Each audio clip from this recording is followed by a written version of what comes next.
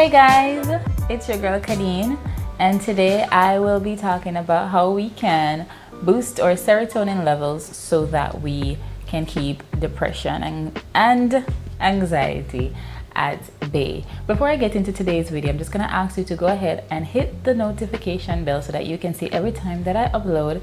Subscribe if you haven't done so already, and hit the like button because you know you're going to like this content. And as you go through the video, just make a comment on things that you would like to share. Just have this conversation going, you know? Alright, so I'm going to get into the video. What is serotonin? Serotonin is actually a chemical that is in the brain that helps to regulate our moods, and it helps with smooth digestion. So there are a few chemicals in the brain, neurotransmitters as they're called, and we have these things to help us function on a day-to-day basis. You know, God is so great.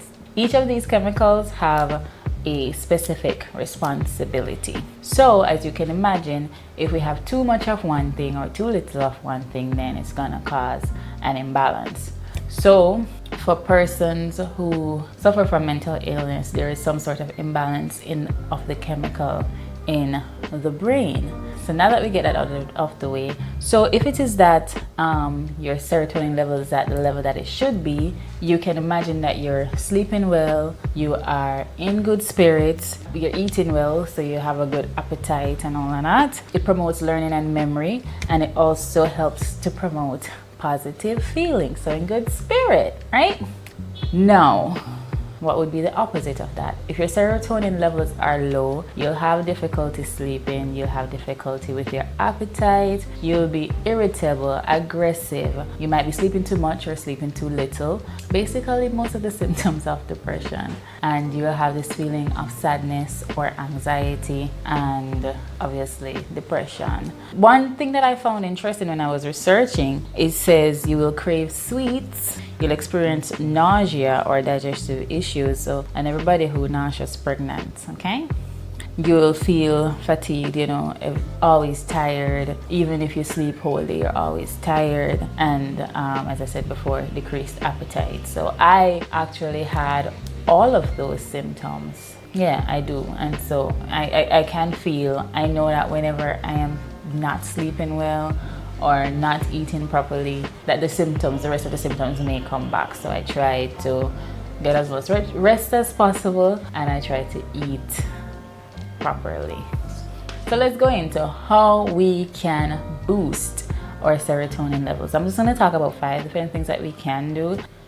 Let me say that you can't get serotonin directly from food based on my research, but there is something in food called tryptophan, which converts into serotonin, I believe, in the body. So there are certain foods, and these foods are high in protein, so like salmon and peanut butter and certain kind of stuff, but they're healthy proteins. So you're not gonna go out there and eat a lot of pork and meat and fatty food. You need protein, so you can get those from your nuts, you can get those from your fish, and they suggest like whole wheat bread, those kind of stuff that have not gone through the entire, that doesn't require a lot of processing. So eat healthier foods. Next thing, exercise.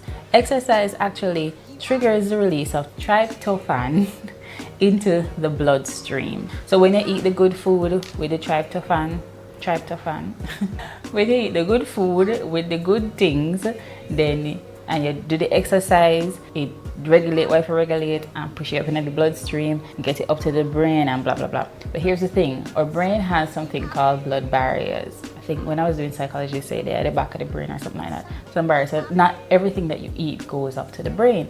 So when we exercise now, we help to regulate this process, and we have the tryptophan, the good chemical, put it in our bloodstream, you know, go to the brain, serotonin, boom bang.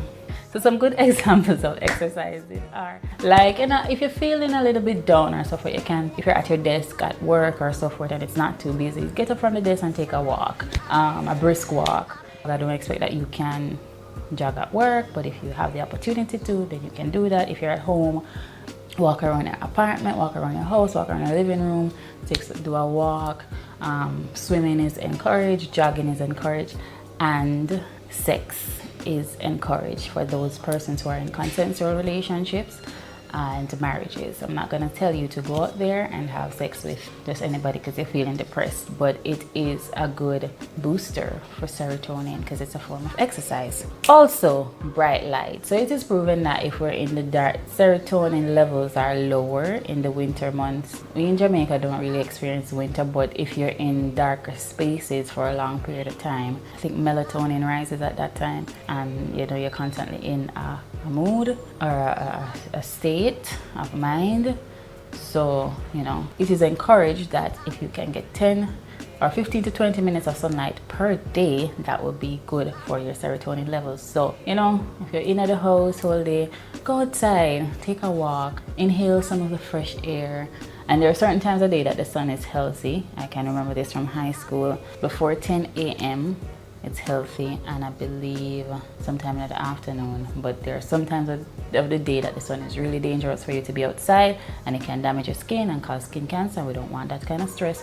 So we're gonna ask you just, in the early mornings, that's the best time, like good time in the morning, 7 o'clock, you wake up, get a walk, get a cup of tea, a cup of coffee, go outside. I'd recommend tea.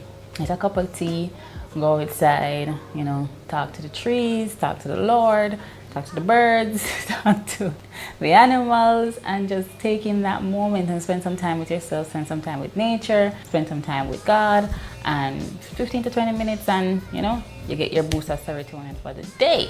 Another thing is dietary supplements. So I actually just started taking dietary supplements consistently. I think I have commitment issues.